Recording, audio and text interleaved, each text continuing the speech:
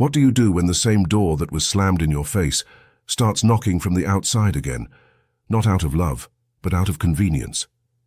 Some wounds do not bleed when they humiliate you, but when they come back with a perfectly calculated apology, wrapped in urgency, in nostalgia, and in that old family theater, where suddenly you matter again right when they need something from you. And that is where the confusion shows up, because part of you wants to believe they have changed, that they finally understood the damage, that this time the apology carries truth. But experience has already taught you something more uncomfortable. Some families do not apologize to make things right, but to reopen the door that benefits them. And when you do not understand that, you end up calling reconciliation what is really emotional reuse. Stay with me. Gabriel here. Welcome to the Stoic Garden. In these 8 points, we are going to unmask false family apologies, recognize the signs that expose an empty apology, and apply an iron law so you stop rewarding words without proof. By the end, you will see more clearly who is truly sorry, who is only coming back out of self-interest, and how to hold on to your dignity without guilt, without fear, and without betraying yourself again just to keep others comfortable. Let us begin. Some apologies do not come from conscience but from convenience. They do not show up when you were broken, or when you needed a phone call, or when the silence from your family was teaching you that, for some people, you only exist as long as you are useful. They show up later, when things get hard for them, when they need support, money, presents, favors, or that old version of you that always fixed everything without complaining. And because they come wrapped in gentle words, a humbler tone, and almost theatrical nostalgia, many people mistake need for remorse. That is why the first step in this journey is learning to spot the apology that only comes when they need you again. The trap is that this false apology knows exactly how to touch the part of you that still wants to belong. It does not come in banging on the door. It comes in whispering. It reminds you of blood ties, shared moments, the times when, despite everything, you were still family. And of course, all of a sudden, it seems like the problem was not that serious, that maybe you exaggerated, that maybe this time they really are coming with their heart in their hand. How curious that some people discover the value of your existence exactly when their comfort runs out. For months they can live without asking how you are, but the moment they urgently need something, their emotional memory suddenly returns. The miracles of convenience, I suppose. The first thing you need to notice is not what they say, but when they say it. The timing of remorse reveals more than the speech itself, because someone who truly recognizes the harm does not wait until they are in trouble to apologize. They do it even if they gain nothing. They do it even if you do not open the door. They do it because guilt weighs on them, not because need is squeezing them. The emotional manipulator, on the other hand, always synchronizes tenderness with lack. They do not come back when you are falling apart. They come back when they need you to hold them up again. And here it is worth asking yourself an uncomfortable question. If they did not need anything from you right now, would they have come back? Would they have said that apology if you were not useful to solve something for them? Because many times the problem is not that you do not know how to forgive, but that it is hard for you to accept that they are not looking for you out of love, but out of function. And that hurts more. It hurts because it touches a deep, childlike truth, wanting to believe they finally saw you, when in reality they only looked again at the tool they had left sitting in a corner. Family, when it is immature or selfish, has a dangerous advantage over you. It knows your story, your wounds, your loyalties, and your guilt. It knows what words to use to soften you. It knows what memories to dust off. It knows the moment to mention your mother, your childhood, your values, even God if necessary. Not because they had a moral awakening, but because they know the exact map of your heart. That is why false family apologies are often more effective than any outside manipulation. They do not come from a stranger. They come with familiar last names, lifelong voices, and that old assumption that because you are blood, you should give yourself back without conditions. But maturity begins when you stop measuring sincerity by the emotion it stirs in you and start measuring it by the consistency that supports it. An apology is not judged by how moving it sounds, but by the truth behind it. Even the wolf can lower its voice when it is hungry. And you are not here to punish anyone or to live hardened, but you are also not here to become once again the shelter of those who only remember your value when their comfort falls apart. Seeing that does not make you cruel. It makes you clear-eyed. An empty apology is almost never exposed by a lack of words. On the contrary, it usually comes very well wrapped. It has the right tone, measured gestures, and even a rehearsed sadness that from a distance looks like humility. The problem is not the form, but the substance. Because when someone is truly sorry, you sense moral weight, responsibility, and a desire to make things right. When they are not, what you sense is urgency, discomfort, and an almost desperate need for everything to go back to normal without paying the price of having caused harm. And that brings us to the second key sign in this video, recognizing the signs that expose an empty apology. The first sign is simple, even though many people ignore it because it hurts to accept. The apology revolves more around the discomfort of the person speaking than the pain they caused. They tell you they have suffered a lot, that they are having a hard time, that they do not want things to stay like this, that they understand now, but they barely stop to look at what they did to you. Everything centers on how they feel now. They are not looking at your wound. They are trying to ease their own discomfort. Seneca, who understood very well the difference between appearance and truth, left an observation that fits perfectly here. We often regret having spoken, but rarely regret having kept silent with prudence. And that matters because someone who arrives with real remorse does not rush to pour out words just to get through the moment. They first weigh what happened, accept it, and speak from a worked-through conscience, not from the urgency of cleaning up their image. The second sign appears when the apology demands instant amnesia. They want you to accept their words and, almost in the same motion, act as if nothing happened, as though saying sorry were a magic wand that erases patterns, disrespect, and years of emotional exhaustion. Suddenly they expect instant trust, instant access, instant availability. What admirable efficiency! They hurt you for months or years, but they want everything restored in one afternoon because they said 3 soft phrases and put on a tired face. That is not reconciliation. That is fast damage control. The third sign lies in what they cannot stand hearing. When an apology is real, it tolerates limits. It tolerates distance. It tolerates the fact that you may need time. It even tolerates that you may not be ready to believe them yet. But when the apology is false, it becomes irritated as soon as it does not produce the expected effect. That is when the mask begins to slip. They get offended, they pressure you, they accuse you of being resentful, they remind you of everything they are doing to fix things. Do you see the maneuver? Their supposed humility lasts exactly until you stop cooperating with their script. Then you are no longer someone who was hurt, but someone difficult, ungrateful, or overdramatic. A false apology always ends up revealing its impatience. Another clear sign is the total absence of concrete repair, because apologizing without changing behavior is just an elegant way of asking for access again. Epictetus, the freed slave who turned philosophy into a discipline of the soul, taught that you should not explain your philosophy, but embody it in your actions and let your conduct be your argument. That applies here too. Someone who truly regrets the harm changes habits, treats you with care, respects your boundaries, and accepts the consequences of what they broke. Someone who does not only wants to keep being the same person with a slightly cleaner image. And you already know what happens when someone changes the speech, but keeps the same character. Sooner or later, you pay the price again. See, that is why it is not enough to hear an apology. You have to examine its structure. Is there clear responsibility or just vague phrases? Is there recognition of the harm or only dramatizing their own pain? Is there patience to rebuild or urgency to recover benefits? Are there new actions or simply prettier words? The signs are there, even when the heart wants to ignore them. And your dignity depends on learning to read them without numbing yourself. Because an empty apology is not uncovered by what it promises, but by what it avoids: truth, time, repair, and real transformation. There is a huge difference between regretting a consequence and owning guilt.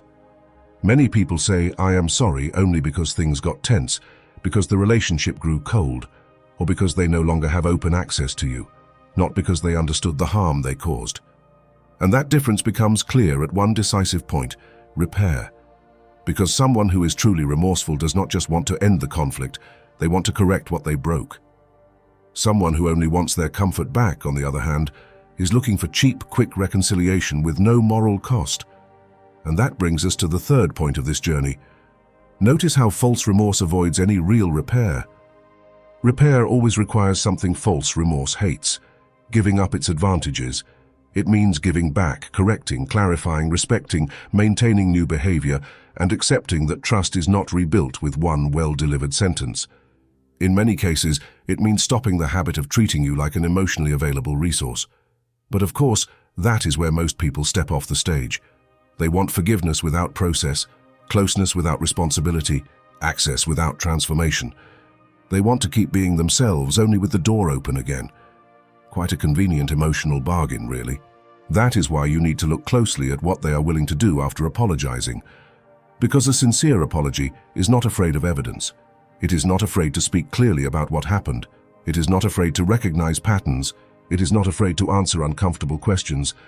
It is not afraid of the limits you set, while time proves whether real change has taken place. False remorse, on the other hand, always tries to skip that part.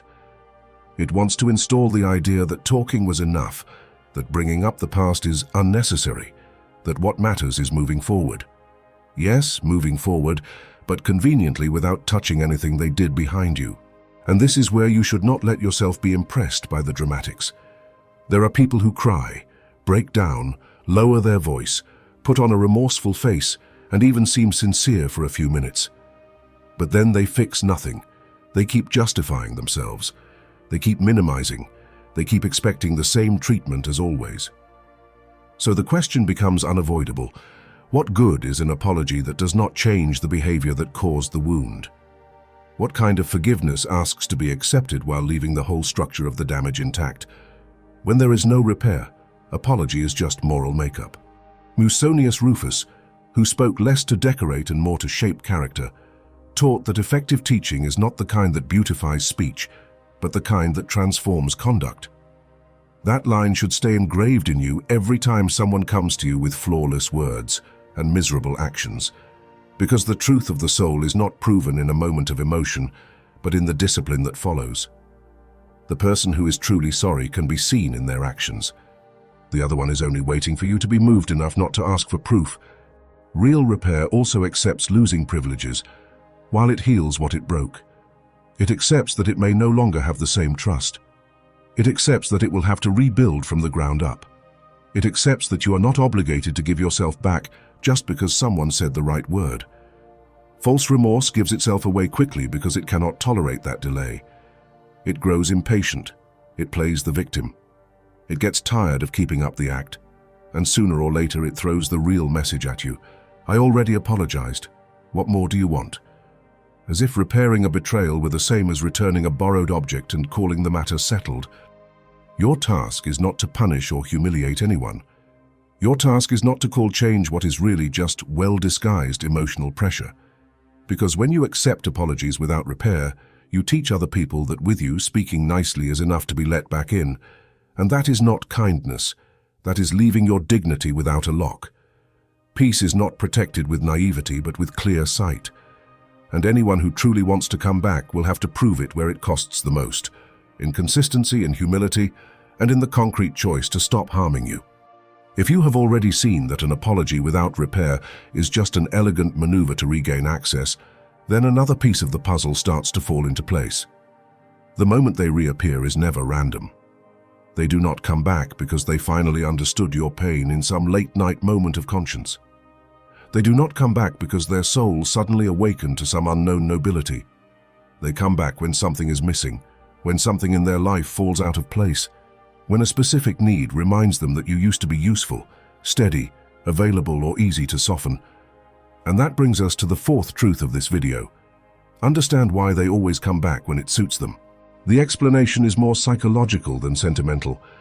Many people do not value what they have for its truth, but for its usefulness. As long as you solve things for them, they take you for granted. As long as you hold things together, they get used to you. As long as you forgive, they classify you as safe. But the moment you step back, the moment you create distance and stop playing the role they assigned you, a void appears. And that void does not always hurt them out of love. Sometimes it hurts because they lost comfort, because things feel off, because they are frustrated.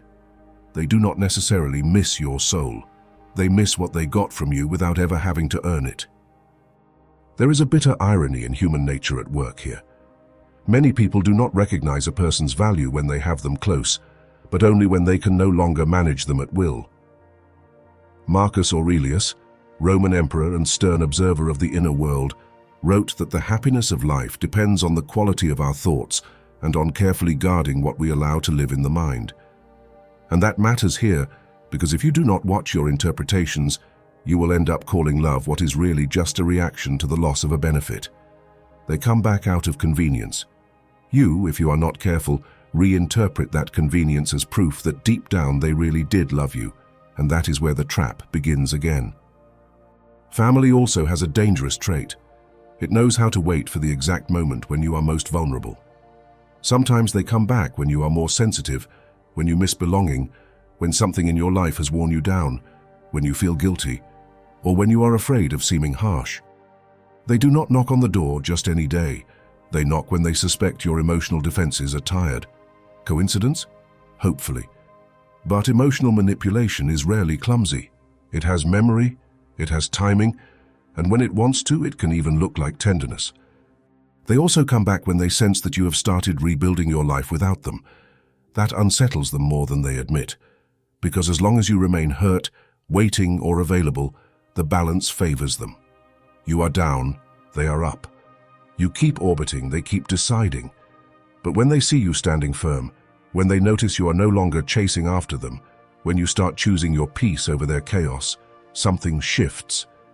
Then they reappear with a strange mix of nostalgia, apparent humility, and sudden interest. Not because your dignity suddenly looked beautiful to them, but because now they truly feel they are losing you. Seneca warned that we suffer more in imagination than in reality, because we fear too intensely what rarely happens.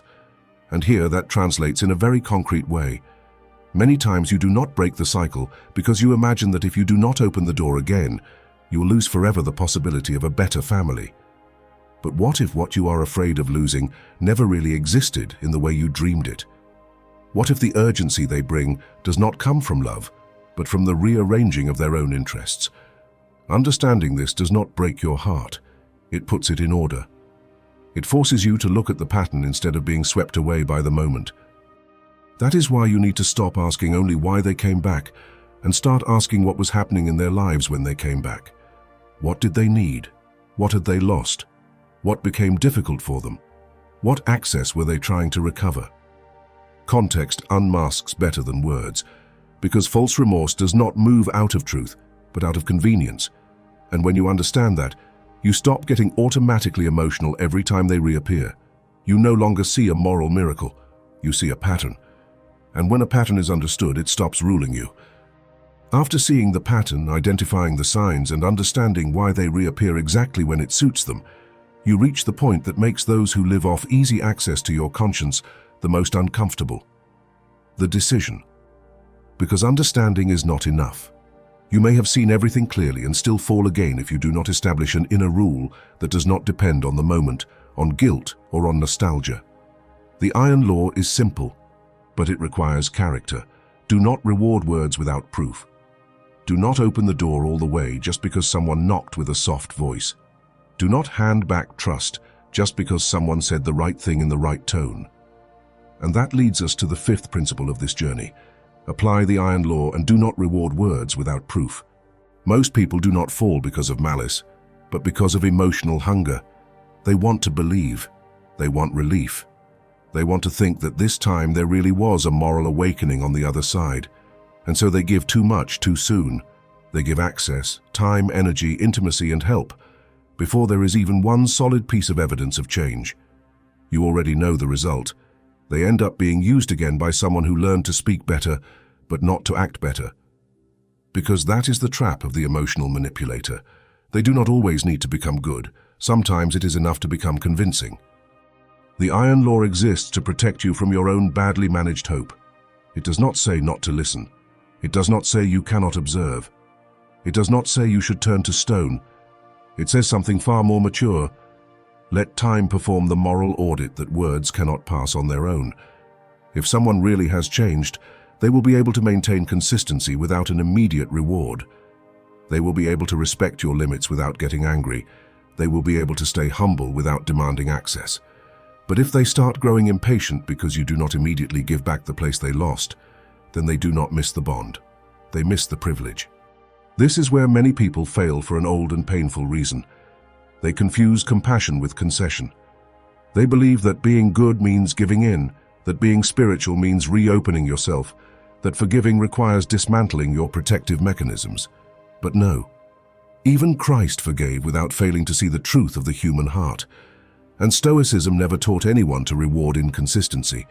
Epictetus said that it is not events that disturb people, but the judgments they form about them. And here that judgment must be clear. An apology is a possibility, not an automatic absolution. A kind gesture is a beginning, not final proof. Ask yourself something decisive then. What concrete evidence is actually in front of me? Not what I feel, not what I wish were true, not what beautiful story could be built if this time everything went well. The real question is drier and more useful. Is there a new pattern? Is there sustained behavior? Is there respect even when they do not get what they want? Because anyone can look changed for a week. Anyone can control their tone while they still need something. Emotional performance usually has a strong opening. The hard part is keeping the show going when the audience stops clapping. The iron law does not punish, it filters. It does not come from resentment but from self-respect. It is the decision not to hand over what is sacred in your peace to someone who has not yet shown they are capable of caring for it. And even if some people accuse you of being cold, dramatic, or distrustful, remember this. You are not denying forgiveness. You are denying access without truth. You are no longer funding with your energy the theater of those who want low-cost reconciliation. And that shift, even if it hurts at first, is the real beginning of your dignity. Once you apply the iron law, the phase that most tests your firmness begins, emotional pressure. Because when they can no longer get in with a simple apology, they will try to get in through guilt, urgency, drama, or that old suggestion that if you do not give in, you are the one tearing the family apart. Suddenly everything speeds up. Everything is serious. Everything is now. Everything depends on you stepping back into the place you left for the sake of your dignity. And this is where many people retreat, not because they stopped seeing the truth, but because they struggle to tolerate the discomfort of being misunderstood. That is why we now come to the sixth lesson of this video. Hold your distance, even if they try to soften you with guilt or urgency. Guilt is an incredibly powerful tool, when for years you were trained to feel responsible for other people's emotional balance. If from childhood, you were made to believe that your value was in giving in, calming things down, fixing things, and never making anyone uncomfortable, then creating distance feels almost like a sin. But that does not mean it is wrong. It means your inner system was taught to associate love with one-sided sacrifice. And of course, when you stop doing that, the body grows uneasy, the mind starts doubting, and that inner voice appears saying, maybe I am being too harsh. What an efficient old programming it has been. They broke you, and on top of that you were supposed to feel guilty for not offering yourself up again. Then comes urgency, which is almost always manipulation's favorite disguise. Everything is pressing. Everything requires an immediate response. Everything needs you to lower your boundaries just this once. And you already know how that story ends. The exception becomes a habit, compassion becomes an open door, and your peace becomes public property again. That is why you need to learn to be suspicious of emotional urgency. True remorse can tolerate time. Convenience cannot. Convenience needs you to decide quickly before you can think clearly again. Seneca, who understood the importance of inner restraint, warned that we often regret having spoken, but rarely regret having remained silent with prudence. That prudence is worth gold here. You do not have to respond in the heat of the moment. You do not have to solve today what has been twisted for years. You do not have to feel obligated to relieve an urgency others created through their own immaturity. Sometimes distance is not rejection. It is hygiene for the soul. It is the space needed so guilt does not do your thinking for you, and so clarity can return to its proper place. And in the middle of that pressure, it is worth asking yourself another uncomfortable question. If they really love you, why does your boundary feel like an offense to them, but the harm they caused seemed normal? Why is your distance suddenly cruel, but their indifference for all that time was not? That asymmetry exposes everything. The problem was never family harmony. The problem was that you are no longer so easy to manage. When a family is more upset by your boundary than by the wound it caused you, it is not defending love. It is defending a hierarchy in which you were the one who was expected to endure. Holding your distance does not always look heroic from the outside. Sometimes it looks like not replying right away. Sometimes it looks like saying, "I can't," without delivering a whole essay of justifications. Sometimes it looks like helping less, talking less, exposing yourself less, and observing more. Epictetus taught that if you want to improve, accept seeming naive or ignorant in matters that do not depend on you. Translated into your situation, accept seeming harsh, strange, or distant to those who only understand love when it benefits them. You did not come into this life to be understood by everyone. You came not to betray yourself anymore so others could stay comfortable. Sustained distance reveals things that confused closeness hides. It reveals who respects, who insists, who manipulates, and who is truly willing to change. It also reveals you to yourself, because it forces you to find out whether your dignity was just pretty language or a real stance. And when you manage to stay firm despite guilt and urgency, something changes inside you. You begin to feel a sober, quiet peace, with no spectacle. The peace of someone who understands that not saving a relationship at any cost can also be an act of love, but this time toward yourself. After holding your distance, a deeper and less visible task begins, rebuilding yourself from the inside. Because it is not enough to walk away from people who use you if inside you are still starving for any tiny gesture that feels like affection. That is one of the most delicate wounds of all. It was not only what they did to you that hurt. It also hurt to realize how little it sometimes took for you to open your heart again. A lukewarm call, a kind phrase, a half-made promise, an apology spoken in a trembling voice. That does not make you weak, but it does force you to face an important truth. We have reached the 7th step you need to understand. Rebuild a self-worth that no longer melts for emotional crumbs. Emotional crumbs are dangerous because they imitate nourishment. They do not feed you, but they fool you.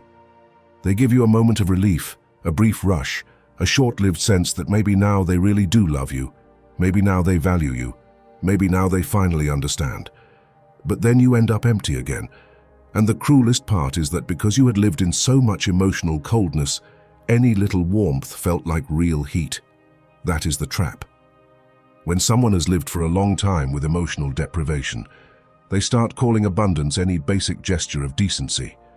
And that is how they end up celebrating what they should never have had to beg for. Rebuilding self-worth means retraining the palate of the soul.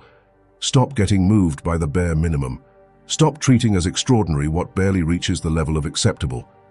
Because let us be honest, someone speaking to you with respect is not a moral achievement. Someone not humiliating you does not deserve a medal. Someone apologizing without yelling does not turn them into an enlightened being. And yet, when you have been hurt too many times, you can fall into that inner poverty of feeling grateful just for not being mistreated. What a devastating level of distortion, ending up deeply moved because at last they did not have their foot on your neck. Here it helps to stop and ask yourself something painful, but cleansing. Is what you are receiving really love, or just a temporary break between one act of disrespect and the next? Are they truly valuing you, or are you just celebrating a pause in the contempt? These questions are not cruel. They are necessary. Because as long as you keep confusing relief with love, you will stay available to anyone who knows how to sprinkle a little tenderness between large doses of selfishness. And the human heart, when it is not trained, can become addicted to that, surviving on very little and calling it connection. Marcus Aurelius, who knew the inner battle well, wrote that the happiness of life depends on the quality of our thoughts and on firmly guarding what we allow to live in our mind. And here that means guarding one specific idea. Not every sign of affection deserves entry. Not every closeness deserves trust. Not every apology deserves intimacy. Your worth does not grow because someone gives you attention. Your worth already exists, and from that place you decide what kind of treatment is compatible with your dignity. Once you understand that, you no longer melt over a nice gesture. You observe it. You weigh it. You let it pass through the filter of time. It also helps to remember that self-worth is not pride or theatrical toughness. It is not becoming unreachable just to seem strong. It is something cleaner and more serious. stopping the habit of negotiating against yourself every time someone offers you a little affection wrapped in instability. It is choosing honorable solitude over degrading closeness. It is learning to tell yourself the truth when no one else wants to. And it is also allowing God to heal in you that place which for years looked outside for a confirmation that could only be born from within and from a higher awareness of your own dignity. When your self-worth matures, something quiet but decisive happens. You no longer react out of hunger, you react with discernment. Nostalgia no longer seduces you so easily. Neither does the soft tone nor the old scene of "this time will be different." You begin to see crumbs for what they are, leftovers, not a feast, cheap comfort, not real love. And from there, everything changes, because the person who stops settling for little also stops being easy to manipulate. And the one who no longer melts for emotional crumbs finally begins to look like someone who has come home within themselves. Everything above leads here, to the most uncomfortable and most liberating part of all. Because after spotting the false apology, reading its signs, demanding repair, applying the iron law, holding your distance and rebuilding your self-worth, there is still one final decision left, the one that separates the person who merely understood the problem from the one who truly changed their stance toward life. That decision is this: accept that there are relationships you may lose once you are no longer willing to humiliate yourself to keep them. And that brings us to one of the most important keys in this video, number 8. Become someone who would rather lose relationships than lose dignity. Most people do not fear the wound as much as they fear the break. That is why they tolerate too much. They put up with disrespect, manipulation, quiet contempt, hollow apologies, and self-serving returns, all so they do not have to carry the label of being the one who walked away. But there comes a point when preserving a relationship demands too high a price: your peace, your truth, your self-respect. And then you are no longer preserving a relationship. You are financing your own degradation. It is not love that keeps something like that alive. It is fear. Fear of loneliness, fear of other people's judgment, fear of accepting that some bonds only survive as long as you agree to be less than you are. This is where a decisive question appears. What exactly are you trying to save? A real, noble, mutual bond? Or a family fantasy that only exists as long as you stay quiet, give in, and make yourself fit? Because many people do not cry over the relationship they lose, but over the image they had of what that relationship was supposed to be. They grieve the illusion. They grieve the dream of a just family, of recognition that finally comes, of love that is finally returned. And yes, that hurts, but there are pains that free you more than certain loyalties that silently rot the soul.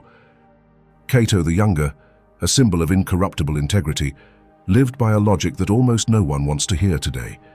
He would rather fail while defending what is right than succeed by submitting to what degrades the soul.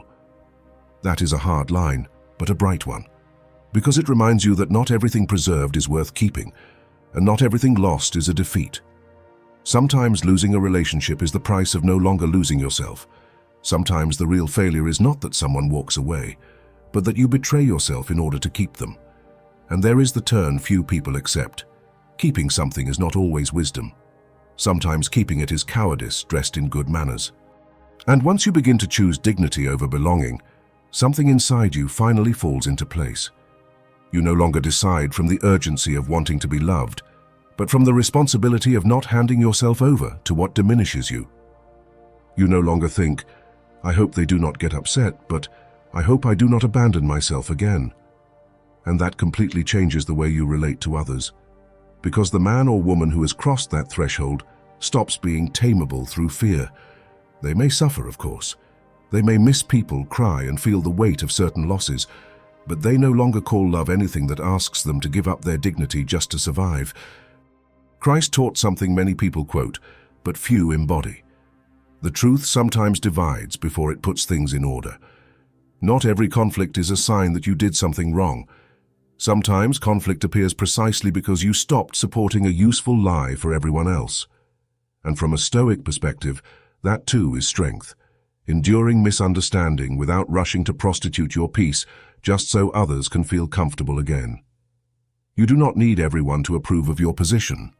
You need to be able to look at yourself with serenity, look at God without cynicism, and know that you did not sell your soul just to keep a seat at a table where there was never real respect for you. That is how this inner journey ends, not with a fantasy of universal reconciliation, but with something far more valuable, a higher awareness of what you are no longer willing to tolerate. Some relationships may break. Some people may never understand your distance. You may even become the villain in the story of those who were doing just fine while you were falling apart. But if, in the end, you keep your dignity, your peace, and your truth, then you did not lose what matters most. You lost only what was already costing you too much. And sometimes that is the cleanest, soberest, and bravest way to begin a new life. If you have made it this far, you are not part of the majority that prefers to keep calling love what degrades them. You are one of the few willing to look straight at an uncomfortable truth. Not every apology deserves trust. Not every relationship deserves to be preserved. And not every family acts out of love when it says the word forgiveness. Many people will stay trapped in passivity, in guilt, in the naive hope that a few words can change what has never truly wanted to be corrected. But you have already seen too much to go back to pretending you do not understand. Now the decision is internal, and it allows no disguises. Either you hand yourself over again out of fear of losing relationships, or you begin to live with the dignity of someone who no longer abandons themselves just to keep others comfortable. But understanding this is not enough. What will matter after this video is what you do when that call comes again, that message, that calculated apology, that attempt to reopen a door they only want to walk through when it suits them.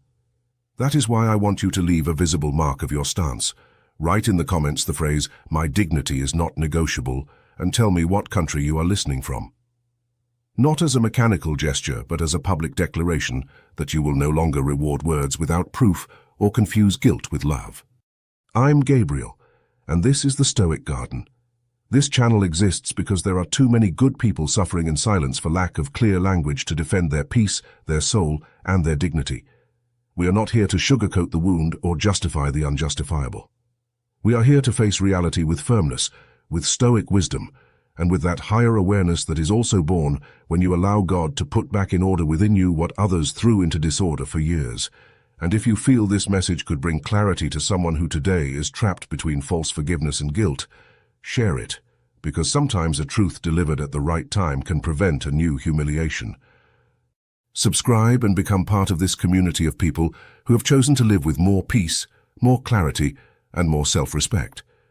Stay for the next videos too, because this path does not end when you learn how to spot an empty apology. It continues when you begin rebuilding a life that no longer depends on emotional crumbs or on relationships that diminish you. What comes next can help you go even deeper into that transformation.